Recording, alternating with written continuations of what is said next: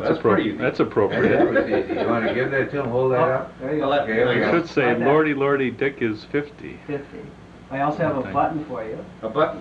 It says 50 and an all-time classic. That's for Thank you. you. Thank you very much. For you. This And I have a card for you. is such. Such generosity. I know, and I'm just swelled up with emotion. I'm getting choked up myself. Am I supposed to open this now? Congratulations, if you like. Yeah, I think you should open each one of these things. Yeah. More. Well, Take it off. It's an honor to be 50, even though I'm not quite. Well, we won't be here when you are. So. Oh, well, that's all right. And it's still an honor. And a privilege. Yeah, that over there is for you too. Huh? That's for you too, Donna. This is for me too? Yeah. All this stuff over here? Oh, there's more yet. Oh, there's more. Yeah, Yeah, she won't be here today. Don't think of it being Better not say that. Think of it being a half of an antique, a prize collectible, a really great bottle of vintage wine, cheese, exquisite aged cheese, incredibly old socks. Well, you get the picture. Happy birthday. Have a great day, Scott, Jimmy, and Sam. Thank you very much. I'm sure Sam signed it too, didn't Sam He did. He put his he? Little kind handprint of on it. scrawl there, yeah. Louis must have got the card too, huh? Yeah. So what was your part in this sketch? Remember when you were young and short? Now you're old and short. Love window, yes, that's appropriate. Not for me, however. Okay, this is a gift from Mark and Wendell and I. We feel that every golfer should have one. Every golfer should have one of these, huh? Golfer's ball washer. We'll edit this out here. Yeah, I should get a real good picture of it. Yeah, where? A golfer's ball washer, huh? A golfer's ball washer. Show the brush of it. It's, Yeah, let's see Is the there- inside oh, of it. and there's a brush on the inside. And it probably goes like this. Don't try it out of it. I won't try that, no, not tonight. Model it.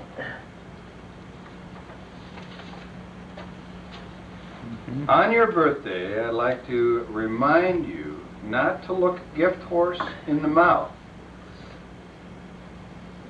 There either.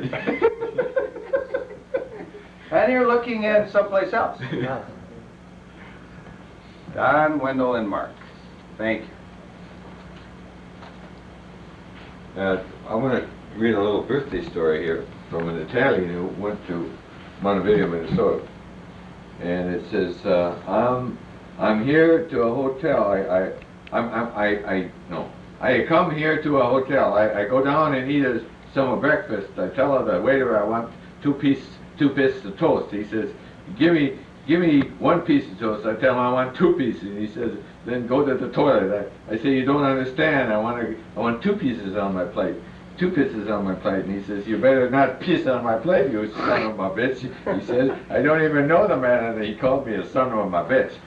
Later I go to eat some dinner at another restaurant. The waitress bring a spoon and a knife but no fork. And I said, I want a fork. And she tell me everybody want a fork. And I said, no, you don't understand. I want a fork on the table. She said, you better not fork on the table, you son of a bitch.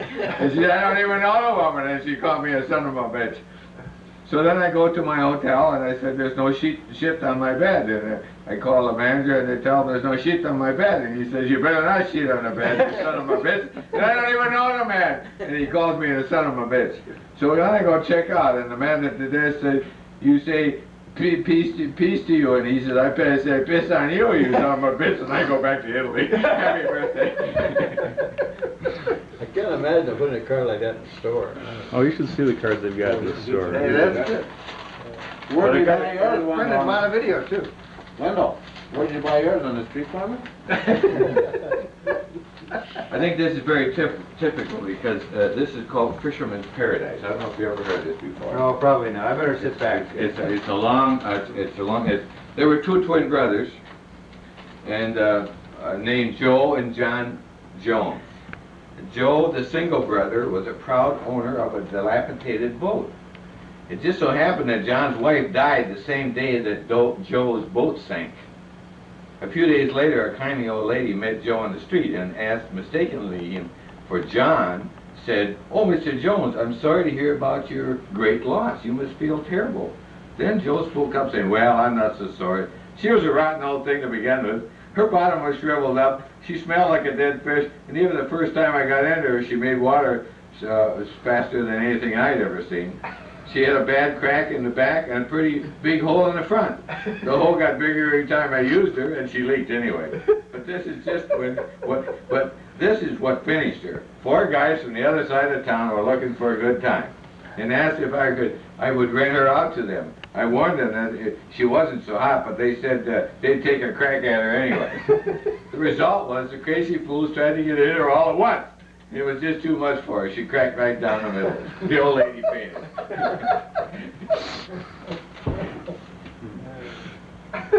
But this is really what, we talk about fishermen, so I thought that was very typical that we should talk to you about your 50th birthday on. In as much as this is a fishing trip. But now it's a golfing trip. So I left the golfing. Left the golfing story till last. Oh, I see. Okay.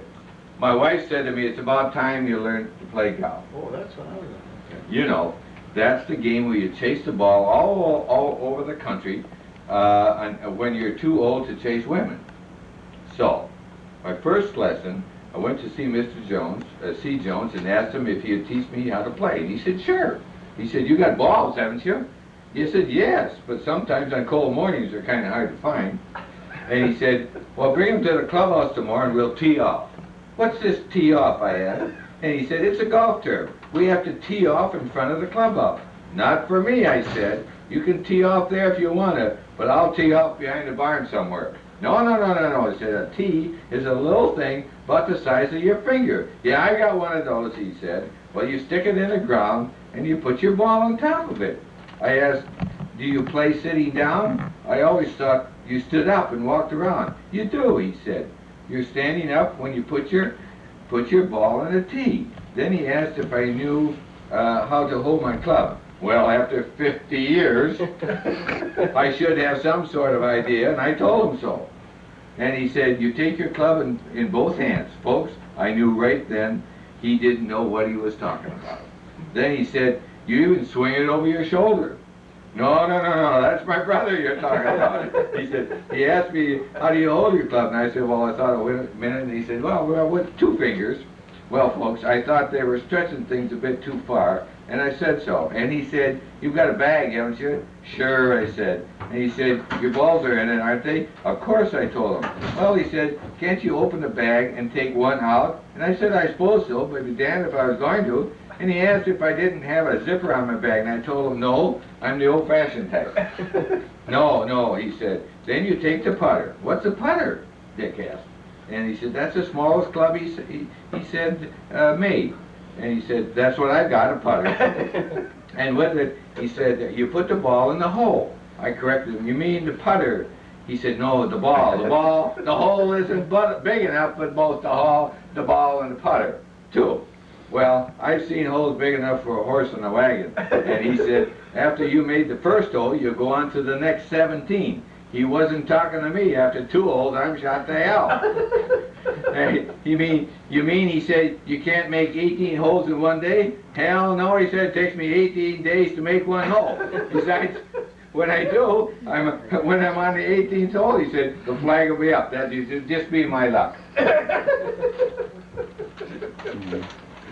Very good.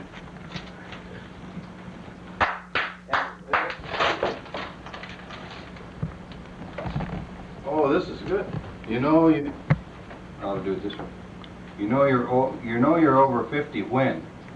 Ooh, this ought to be funny. I was reading these in the... Yeah. You're absolutely positive they build stairs steeper these days. Someone calls you Pops. Sometimes someone calls you Chief. Or even some seemingly middle-aged gents call you Sir or Mister. You know you're over 50 when you keep forgetting, no matter how many diaries, appointments, books, calendars you have, you still forget. You write notes on slips of paper and then forget where you put the paper. Sometimes you call your kids by the wrong names. You know you're over 50 when all the money you saved for years for your children's college education just about covers the first semester. You know you're over 50 when you're asked to act as umpire or referee much more often than to participate on teams. You get tired just wrestling with your conscience. You know you're over 50 when your arms aren't long enough to hold your reading material. You know you're over 50 when getting a little action means your prune juice is working. You know you're over 50 when you start believing the ads for hemorrhoid, constipation, and hair loss remedies. You know you're over 50 when you still think of grass as something you cut. You remember when smoking cigarettes was fashionable. You know you're over 50 when attractive women in the office feel safe enough to flirt outrageously with you. You know you're over 50 when you start to hang around the new grandparents. Of course, most of them are much older than you are. You know you're over 50 when your music isn't their music. You know you're over 50 when your kids are making more money than you. Johnny's daddy has been changing to the... You know you're over 50 when you feel like the morning after and you swear you haven't been anywhere. Let's see. You know you're over 50 when you sit down to put on your underwear. The younger guys in the locker rooms have colored shorts, but yours are all white.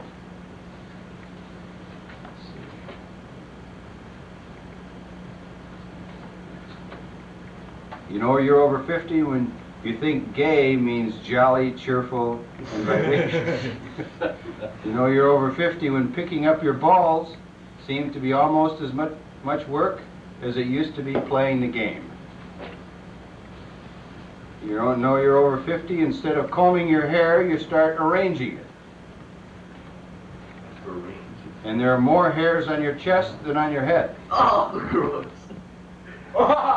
You know you're over 50 when the sports you do participate in require the use of braces, bandages, protective gear that draw pitiful glances from spectators. You know you're over 50 when people you used to hold in awe, like doctors, policemen, and clergymen, start being younger than you are. You know you're over 50 when you wear a vest to hide your stomach rather than to be with the latest fashion.